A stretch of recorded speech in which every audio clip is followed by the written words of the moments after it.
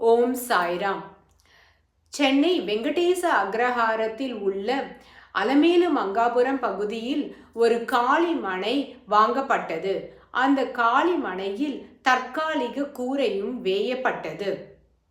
தாராள மனம் கொண்ட பக்தர்களின் நன்கொடையை கொண்டும் சாயி சுதா இதழில் நன்கொடை அளிக்குமாறு விடுத்த வேண்டுகோளுக்கு இணங்க வந்த நன்கொடையை கொண்டும் சாயி நூல்களின் விற்பனையிலிருந்த வருவாயை கொண்டும் இங்கு கோயிலுக்கு முன் அரங்கம் நல்ல விதமாக கட்டப்பட்டது.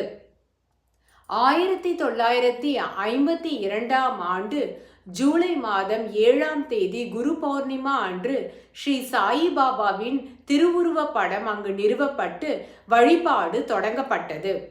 1953ஆம் ஆண்டு இங்கு ஷீரடியில் உள்ள சாயிபாபா கோயிலின் கோபுர வடிவமைப்பில் மயிலாப்பூர் கோயிலுக்கும் கோபுரம் வடிவமைக்கப்பட்டது.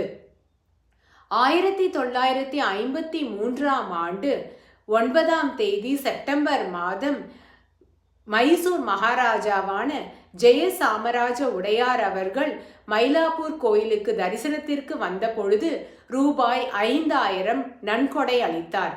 அந்த 5000 நன்கொடையை வைத்து சாயி சமாஜத்திற்கென்று சொந்தமான அச்சு இயந்திரம் ஒன்று வாங்கப்பட்டது. 1953ஆம் ஆண்டு அக்டோபர் மாதம் 18ஆம் தேதி அன்று ஸ்ரீ சாயிபாபாவின் மகா சமாதி உற்சவத்தின் பொழுது மயிலாப்பூர் கோயிலின் கும்பாபிஷேகமும் நடத்துவதற்கு குறித்து நாள் குறிக்கப்பட்டது. ஓம்